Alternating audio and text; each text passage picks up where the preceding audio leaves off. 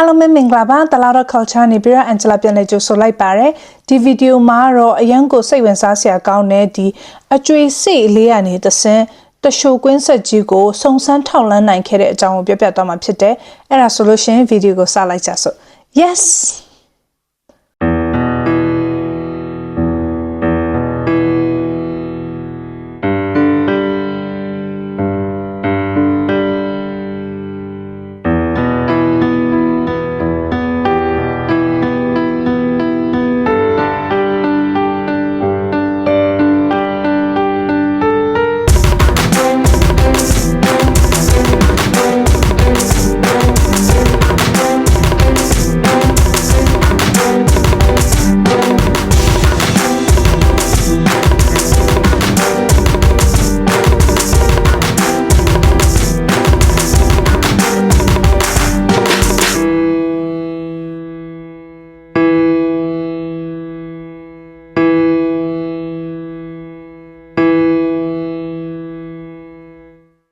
ဇွန်လ22ရက်နေ့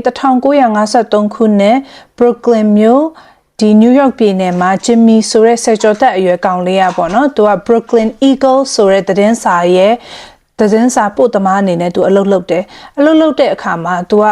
ဒီအဲ့နေ့ကဇွန်လ22ရက်နေ့ကလလဲကုန်တော့မယ်ပြီးသွားပြီဆိုလို့ရှိရင်သူတို့တနင်္လာနေ့လည်းဖြစ်တယ်ဆိုတော့သူကသတင်းစာဖို့ကောက်ဖို့လိုတယ်အဲ့တော့သူက Foster Avenue ဆိုတဲ့လမ်းပေါ်မှာရှိတဲ့တိုက်ခန်းတစ်ခန်းကိုတွားလိုက်တယ်တွားပြီးတော့သူကတကားခောက်တယ်ပေါ့နော်သူရဲ့ customer တကားခောက်တော့အမျိုးသမီးသူကတကားဖွင့်ပေးတယ်အဲ့ချိန်မှာhi ကျွန်တော်က Jimmy ပါသတင်းစာပို့လာကောက်တာပါဆိုပြီးပြောတဲ့အချိန်ကျတော့အဲ့အမျိုးသမီးက okay ခဏလေးတစ်ချက်စောက်ပေးပါဆိုပြီးသူကအိမ်ထဲဝင်သွားအိမ်ထဲဝင်ပြီးပြန်ထွက်လာတဲ့အချိန်ကျတော့ဒေါ်လာတစ်ကျပ်တန်ကင်ထားတာပေါ့နော်ဂျင်မီရဲ့ငါစီမှာအကျွေမရှိဘူးအဲ့တော့ဒီတစ်ကျပ်တန်ငါ့ကိုလဲပေးလို့ရမလားလို့သူကတောင်းဆိုတဲ့အချိန်ကျတော့ဂျင်မီကလည်းသူ့ရဲ့ဒီအကျွေစိတ်လေးတွေကိုရည်တာပေါ့ရည်တဲ့အချိန်ကျတော့သူ့မှာအကျွေလဲပေးဖို့အလုံလောက်မရှိဘူးအဲ့တော့ဂျင်မီကအိုးခဏလေးနော်ဒီအိမ်ရှိရဒီမျက်စောင်းထိုးအခန်းမှာလဲကျွန်တော်သတင်းစာဖို့ကောက်ရမှာသူ့ဆရာရတဲ့ဟာနဲ့အကျွေလဲပေးမယ်ဆိုပြီးသူကဟိုဘက်အခန်းကတကားကိုခောက်ပြီးတော့သတင်းစာဖို့တောင်းလိုက်တယ်တောင်းပြီးတော့သူကဒီတစ်ချက်တောင်ပေါ့နော်အကျွေလဲပေးလိုက်တာပေါ့အကျွေလဲပေးလိုက်တဲ့အချိန်ကျအကုန်လုံးကโอเคသွားပြီအဲ့နဲ့အဲ့တိုက်ကနေသူထွက်လာတဲ့အချိန်ကျတော့သူ့ရဲ့အကျွေလေးတွေကိုရည်နေရည်တဲ့အချိန်မှာသူကလေနီကယ်ပေါ့နော်ပြား5ပြားပေါ့5ပြားကိုကျတော့5 cent ပေါ့နော်5 cent လို့အင်္ဂလိပ်ဒီ American နိုင်ငံမှာ5 cent လို့မခေါ်သူ nickel လို့ခေါ်တာပေါ့နော်ဒီလောက်လေးပြောမယ်ဆိုရှင်မျက်လုံးတစ်လုံးစာတော့မရှိဘူးပေါ့နော်နှာခေါင်းပေါက်ကြီးတဲ့သူတွေကတော့နှာခေါင်းပေါက်တစ်ပေါက်စာတော့ရှိမှာပေါ့ဒါပေမဲ့ဒီ nickel လေးอ่ะဆိုလို့ရှင်တိတ်ပြီးတော့ weight လဲတိတ်မရှိဘူးကွာဒါပေမဲ့သူ့ရဲ့အကျွေစိတ်ရဲ့အထဲမှာဒီ nickel လေးတစ်ခုอ่ะလေပေါ့လေးဖြစ်ပြီးဟိုထူးထူးခြားခြားလေးဖြစ်နေရလို့သူခံစားရတယ်ပေါ့နော်နားလေထားရမှာက Jimmy ဒီသတင်းစာပို့တဲ့အလုပ်လုပ်တဲ့အတွက်ကြောင့်လို့သူအမြဲတမ်းအကျွေကင်ရတဲ့သူဒီလိုအကျွေစိတ်လေးအမြဲတမ်းကင်ရတော့အကျွေစိတ်ကဒီ penny ဆိုရင် weight ဘယ်လောက်ရှိလဲ quarter ဆို weight ဘယ်လောက်ရှိ nickel ဆို weight ဘယ်လောက်ရှိဆိုတော့သူလုံးဝကိုရင်းနှီးကျွမ်းဝင်ပြီးသားပေါ့အဲ့ဒါသူရဲ့စိတ်ထဲမှာသူကလေအကျွေစိတ်ထဲမှာဒီ nickel လေးကထူးဆန်းနေတယ်ဆိုပြီးသူကတမ်းပြန်လုံးဝထောင်းဆိုချလိုက်တာချလိုက်တဲ့အချိန်ကျတော့ဘယ်လိုဖြစ်သွားလဲဆိုဒီ nickel လေးကလေအလဲကနေပြီးတော့နှစ်ချမ်းကွဲသွားတာကွဲသွားတဲ့အချိန်ကျတော့ထူးဆန်းနေပေါ့နော်အပေါက်လေးအထဲမှာရှိနေတယ်ဒါပေမဲ့အဲ့အပေါက်ကလေဒီလိုမျိုးအပြင်ဘက်တိမဖောက်ထောက်ဒီအလယ်မှာပဲဖောက်နေတာပေါ့တဲ့အဲ့အပေါက်ကိုတေချာကြည့်လိုက်တဲ့အချိန်ကျတော့သူကစာလေးတိတိလေးတစ်ခုပါတယ်တဲ့စာရွက်လေးပေါ့နော်ဟိုဓာတ်ပုံလို့ပြောရမလားစာရွက်လို့ပြောရမလားအဲ့လိုမျိုးလေးတစ်ခုပါတာပေါ့နော်အဲ့စာရွက်ထဲမှာကုတ်နံပါတ်တွေအပြည့်ရေးထားတာဒါပေမဲ့မမြင်ရအောင်ဒီလိုမျိုး naked eye နဲ့ကြည့်မယ်ဆိုမမြင်ရအောင်အဲ့လိုမျိုးစာကိုဖတ်ဖို့ရန်အတွက်ကတော့လုံးဝမှန်ဘလူး special နဲ့ကြည့်မှာပဲအထက်ကစာလေးတွေကဘာလဲဆိုတာသိရဒါပေမဲ့ဒီလိုကြည့်ချင်းအဖြစ်ဒီကနန်းလေးတွေကိန်းကနန်းတွေဆိုတာကတော့နံပါတ်တွေဆိုတာတော့သိရတယ်ကွာဒါပေမဲ့ဘာနံပါတ်လဲဆိုတာတော့မမြင်ရအောင်အယောင်ကိုတေးလေးကြည့်ပါအောင်အဲ့ထဲမှာ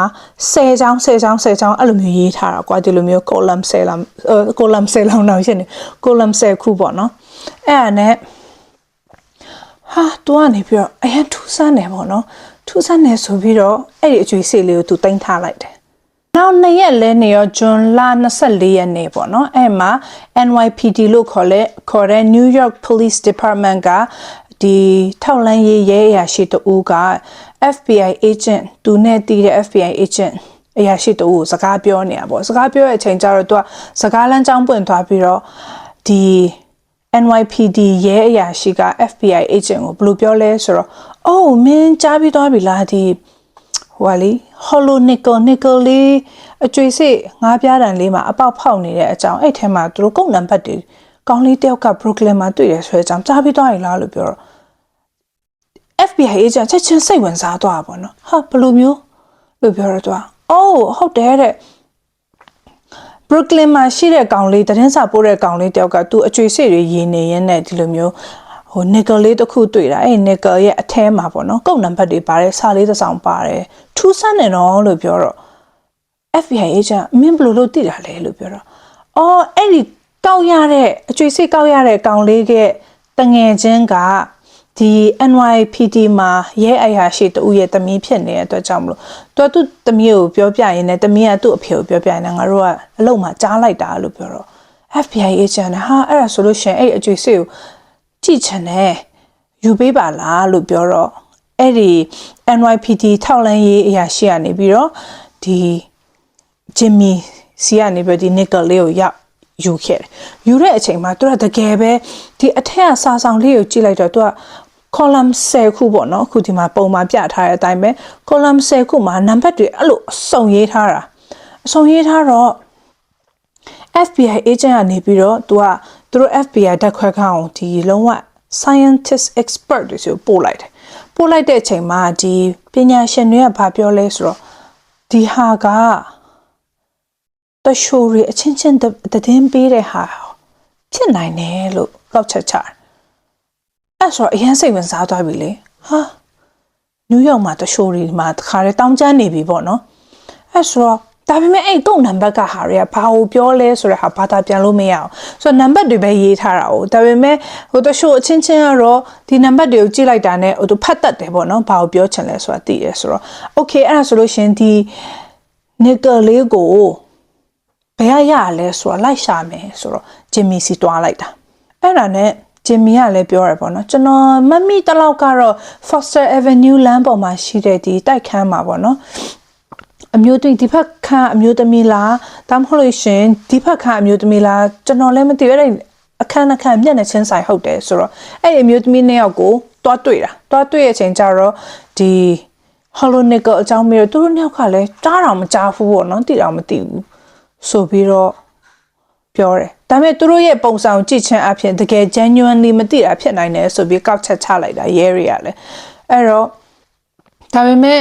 FBI တွေအနေနဲ့ကကြတော့ဘယ်လိုပြောရမလဲဆိုတော့ဘသူ့ကိုမှတေချာယုံလို့မရအောင်ကွာဘာလို့ဆိုတော့တရှိုးရီဆိုတာအရန်ဟိုရုပ်ဖြတ်ကောင်းတဲ့ဟန်ဆောင်ကောင်းတဲ့သူတွေလေနော်အဲ့တော့အဲ့အနေအနာတစ်မြို့လုံးမှာရှိတဲ့ဒီ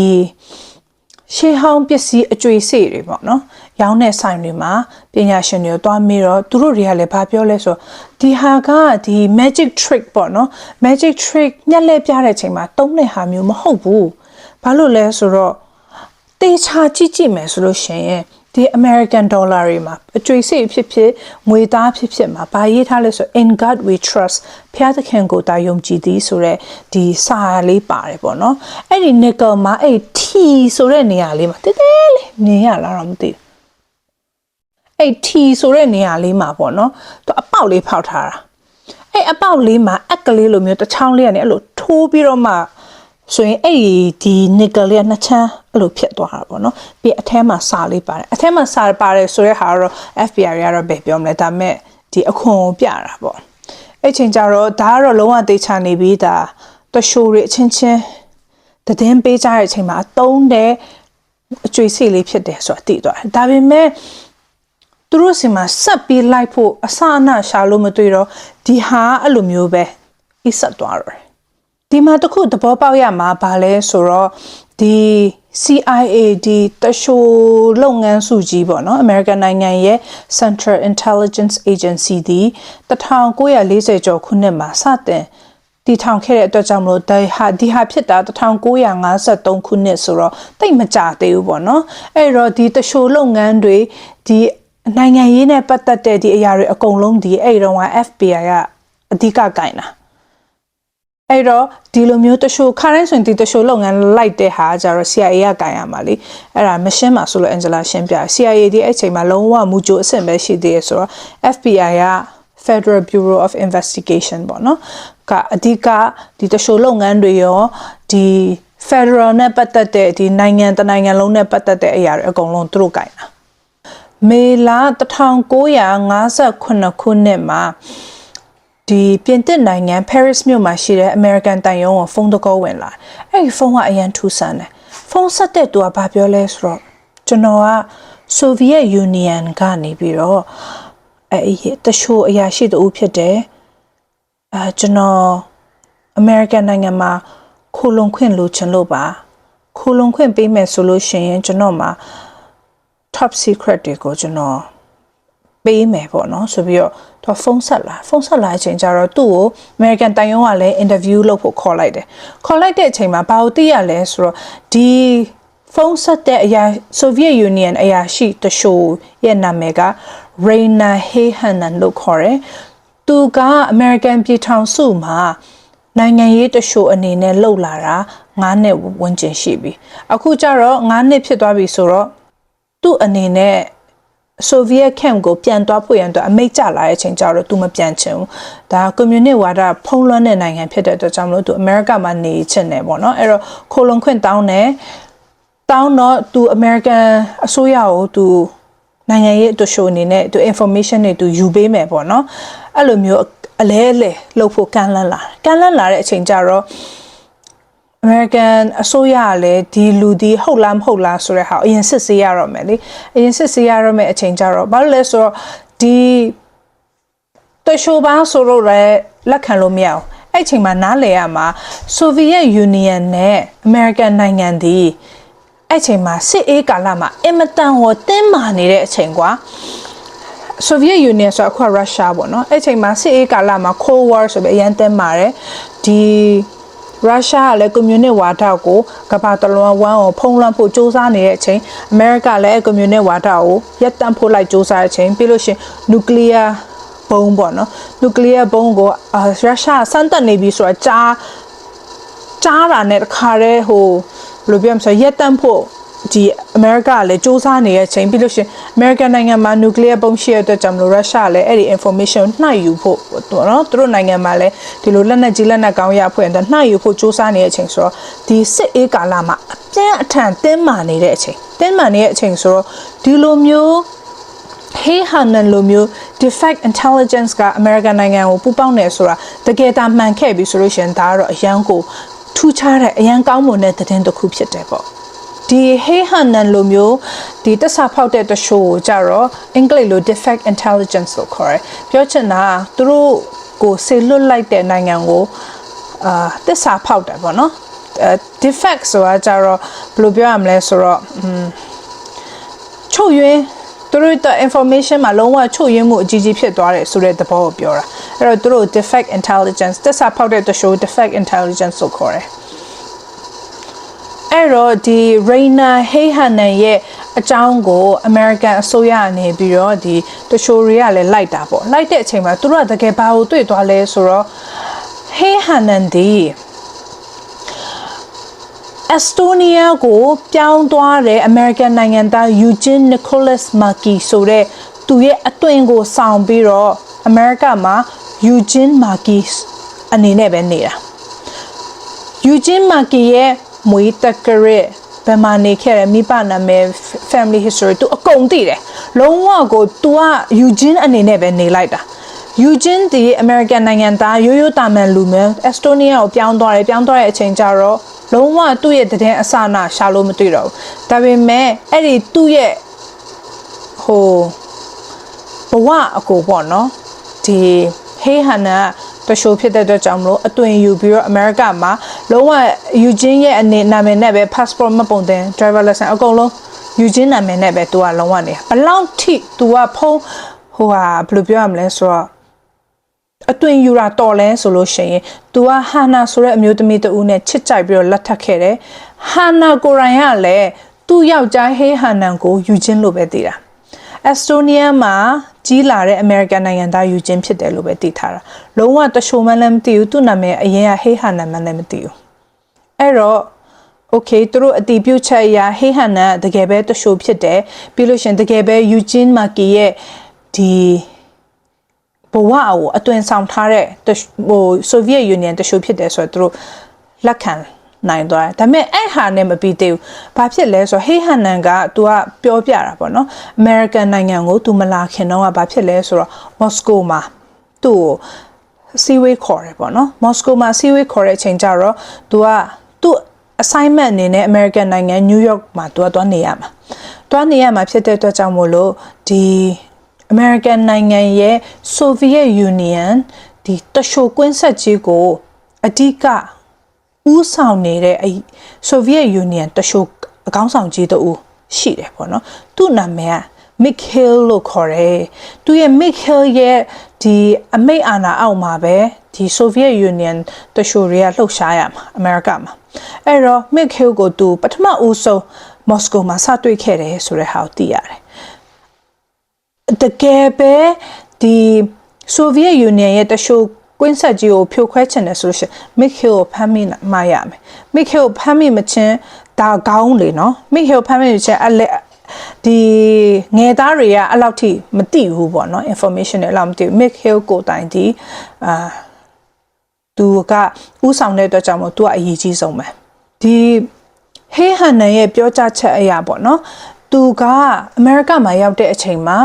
1952ခုနှစ်ကနေပြီးတော့1954ခုနှစ်အထိကကြတော့ Mikhail နဲ့သူလိုအပ်မှပဲတွေ့တယ်တချို့ဆိုမဲ့အများအားလိုမျိုး coffee ဆိုင်မှာတွေ့ပြီးတငယ်ချင်းလိုမျိုးပခုံးဖတ်ပေါင်းပြီးတော့အဲ့လိုမျိုးပုံစံမဟုတ်ဘူးကွာသူတို့ကအချင်းချင်းတွေ့မယ်ဆိုလို့ရှိရင်အရေးကြီးတဲ့ information ဖလှယ်ဖို့တွေ့တဲ့အတွက်ကြောင့်မလို့ဥမာ Mikhail ကနေပြီးတော့သူက drop dead location တွေရှိရကွာဒီ location မှာ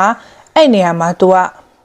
information ကိုချထားခဲ့မယ်အဲ့တော့သူပြန်သွားတဲ့အချိန်ကြလို့ရှင်အဲ့ဒါသူချထားတဲ့ information ကိုသူ့ရဲ့ငယ်သားတရှိုးကနေပြီးတော့လိုက်ရှာပြီးတော့ဖတ်ပြီးတော့ evidence ဖြောင်းရင်ဖြောင်းမဖြောင်းရင်အဲ့တိုင်းအမှထားခဲ့အဲ့လိုမျိုးပေါ့နော်အဲ့လိုမျိုးလှုပ်ဆောင်နေဆိုတဲ့ဟာကိုသိရတဲ့အချိန်ကျတော့ဒီ drop dead location တွေမှာဘယ်နေရာတွေဖြစ်တယ်ဆိုတဲ့ဟာကို New York တဝိုက် Hey Hanan ပြောပြတဲ့အချိန်ကျတော့ FBI တွေတွားကြည့်တော့အဲ့ drop dead location တွေမှာသူတကယ်ပဲဒီဟို Hey Hanan ပြောတဲ့အတိုင်းပဲ information အစအနလေးတွေတွေ့ခဲ့နေရာတကာမှာတော့မတွေ့ဘူးပေါ့နော်ဒါပေမဲ့ဟိုအပေါက်ဖောက်ထားတဲ့ဟာဘယ်လိုမျိုးပုံစံဆိုတဲ့ဟာအတိအကျကိုသူတို့အတိပြုတ်နိုင်ခဲ့တယ်အဲ့ဒီထဲမှာတစ်ခုကပါလဲဆိုအဲ့ dead drop location မှာတနေရာမှာဆိုလို့ရှိရင်ဘီလက်မြေမှာအပေါက်ကလေးရှိရကွာအဲ့အပေါက်လေးထဲမှာဒီလိုတာမန်ကြည့်လိုက်ပြီဆိုလို့ရှိရင်မတိတာအောင်အပေါ်မှာမြေဖို့ထားလို့အဲ့အပေါက်လေးမြေလေးကိုလို့ကလော်လိုက်ပြီဆိုလို့ရှိရင်စာလေးထည့်ထားမယ်ကွာအဲ့မှာစာမှာဆိုလို့ရှိရင်နံပါတ်တွေပဲကိန်းကနန်းတွေပဲဘယ်သူမှအဲ့လိုမျိုးကြီးဟိုရေးထားတာမျိုးမရှိဘူးရုရှားလိုလည်းမဟုတ်အင်္ဂလိပ်လိုလည်းမဟုတ်လုံးဝနံပါတ်တွေနဲ့ပဲရေးထားတာအဲ့ဒါနဲ့အတီးပြုတ်နိုင်တဲ့အတွက်ကြောင့်မလို့ okay American အစိုးရကလည်း Hey Hanan ဒီတကယ်ပဲ Soviet Union ရဲ့ defect intelligence ဖြစ်တယ်ဆိုတဲ့ဟာကိုအတီးပြုတ်နိုင်ခဲ့တယ်။ Hey Hanan ကလည်းဒီသူတို့ information ဖလှယ်တဲ့အချိန်မှာအကျွေးစိတ်လေးတွေတုံးပြုတ်တာများတယ်ပြီးလို့ရှိရင်ဒီ language ဒီကိန်းကနန်းတွေပဲဖြစ်တယ်ကုတ်ပေါ့နော်ကုတ်တွေပဲဖြစ်တယ်ဆိုတဲ့ဟာကိုပြောတဲ့အချိန်မှာဘာလို့ဆက်မိသွားလဲဆိုတော့ FBI ကနေပြီးတော့1953ခုနှစ်တုန်းကဒီအကျွေးစိတ်အပေါက်ကလေးတစ်ခုရှာ nickel hollow nickel လေးအကြောင်းရှိတာအဲ့ဒီကုတ်တွေကို Hey Hanan ကိုဘာသာပြန်ခိုင်းရမယ်ဆိုပြီးတော့အဲ့ဒီ nickel တွေကိုတခါတည်းဘာသာပြန်ခိုင်းတဲ့အချိန်ကျတော့ဒီ Hey Hanan ဖတ်တာပေါ့နော်အဲ့ဖတ်တဲ့ဒီမှန်ဘလူးနဲ့ဖတ်တဲ့အချိန်ကျတော့ तू ကဘာပြောလဲဆိုတော့အိုးဒီဟာတော့အရင်ရေးကြည့်တဲ့နိုင်ငံတော်တည်တော့မပါဘူးဒါပေမဲ့ဒီဟာအရေးကြီးတာတစ်ခုကဘာလဲဆိုတော့ဒီ Soviet Union ကတရှိုးတူကအမေရိကကိုထပ်ရောက်လာတဲ့အချိန်မှာဂုံပြူတာပေါ့နော်အဲ့ထက်မှာဗာရေးထားလဲဆိုတော့ပထမအပိုက်ကကြတော့အန်တီယကင်းစွာရောက်လာလို့ဝမ်းသာပါတယ်မင်းရဲ့စာနံပါတ်1ကိုလိပ်စာ9ကနေရရှိတယ်မင်းအခြေချဖို့အတွက်ဒေတာငွေ3000ကိုမင်းစီလွှဲပေးလိုက်မယ်ဒါပေမဲ့မင်းလှုပ်ရှားမှုတစုံတရာမလုပ်ခင်အရင်ဆုံးငါတို့ကိုအတိပေးပါ နောက်ကကြတော့မင်းတောင်းဆိုတဲ့အတိုင်း film တွေရဲ့မင်းအမေရဲ့စာရဲ့ formula တွေကိုပို့ပေးလိုက်မယ်ပြီးတော့ data တွေကိုစာကိုဘယ်လိုကုတ်နဲ့ပို့ရမယ်အကြောင်းပြီးလို့ရှိရင်ကုတ်ရေးတဲ့ဆိုလို့ရှိရင်ဘယ်လိုမျိုးခွဲခြားပြီးတော့အဲ့လိုခြားပြီးတော့ရေးပါဆိုတဲ့ဟာကိုတည်တည်ချာချာညွှန်းထားတဲ့အညွှန်းစာဖြစ်နေတယ်ဆိုတဲ့ဟာကိုသိရမနော်ဖတ်ကြည့်လိုက်အောင်နံပါတ်တွေပဲရေးထားတာဟိုတာမန်လူကကြည့်မယ်ဆိုလို့ရှိရင်ကွာဟာဒီနံပါတ်တွေဘာမှန်းအောင်သိမှာမဟုတ်အန်ဂျလာဆိုလို့ရှိရင်အဲ့နံပါတ်ကိုကြည့်ဆိုဟဲထီကနန်းလားဆိုပြီးတော့သိရမလားအဲ့လိုပဲစဉ်းစားမှာလုံးဝတရှိုးရဲ့ intelligence language ဖြစ်မယ်ဆိုတဲ့ဟာကိုလုံးဝကိုအာယုံတောင်းချိမှာမဟုတ်ဘူးတကယ်ပဲဒီတရှိုးတွေကတာမန်လောကနဲ့တိတန့်ရင်ဖြစ်နေတယ်ဆိုတဲ့ဟာကိုဒီမှာတက်တည်ပြထားတယ်ပေါ့နော်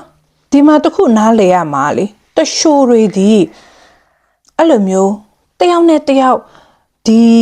ဥမာကွာအန်ဂျလာတရှိုးထားလိုက်ပါတော့အန်ဂျလာဒီစင်ကာပူမှာတရှိုးသွားလုပ်တယ်ကွာသွားလုပ်တယ်ဆိုလို့ရှိရင်စင်ကာပူမှာကိုယ့်ရဲ့နာမ်တရှိုးနာဒီကိုအသွင်ယူထားတဲ့နာမည်တွေလိပ်စာတွေဘယ်လိုမျိုးပုံစံလုပ်ထားရဲဆိုတာအန်ဂျလာရဲ့လုပ်ဖို့ဆောင်ဖက်နောက်ထပ်တရှိုးတယောက်ကမသိဘူး။ तू ကဘယ်နေရာမှာနေတယ်ဘာလုပ်တယ်ဘယ်လိုမျိုးလဲဆိုတာလည်းကိုမသိဘူး။သိလား။ဒါပေမဲ့ assignment အနေနဲ့အတူတူတွဲလုပ်ရမယ် group အနေနဲ့တွဲလုပ်ရမယ်ဆိုမှပဲတရှိုးကအော်ဒီလိုမျိုးအသွင်ယူထားရဲဆိုတော့သူတို့သိတာ။အဲ့ဒီတော့ကပို့ပြီးတော့မှအချင်းချင်းမသိကြဘူးဘာလဲဆိုတော့နံပါတ်1 internet တွေ telephone တွေကခင်မစားသေးဘူးနံပါတ်2ကဘာလဲဆိုတော့ဒီလိုမျိုးအသွင်ယူထားတဲ့သူကတစ္ဆာဖောက်တယ်ဆိုလို့ရှိရင်ကျန်တဲ့သူတွေရဲ့နာမည်တွေနေရာလိပ်စာတွေသိမယ်ဆိုလို့ရှိရင်အလွယ်တကူဖမ်းလို့ရတယ်ကွာနားလဲလားအဲ့တော့ network ကိုလုံးဝ dead drop location နဲ့ပဲသူကစကားပြောတာသူလိုလူချင်းတောင်မှအဲ့လိုတွေ့ပြီးရင်းရင်းနေနေလုံးဝမရှိဘူးသူတို့အသွင်ယူထားတဲ့နာမည်တို့လိပ်စာတို့ဘာတစ်ခုမှအောင်မှအချင်းချင်းမသိကြတာအဲ့တော့ American ပြည်ထောင်စုကလည်းဒီ FBI ကလည်းလုံးဝကို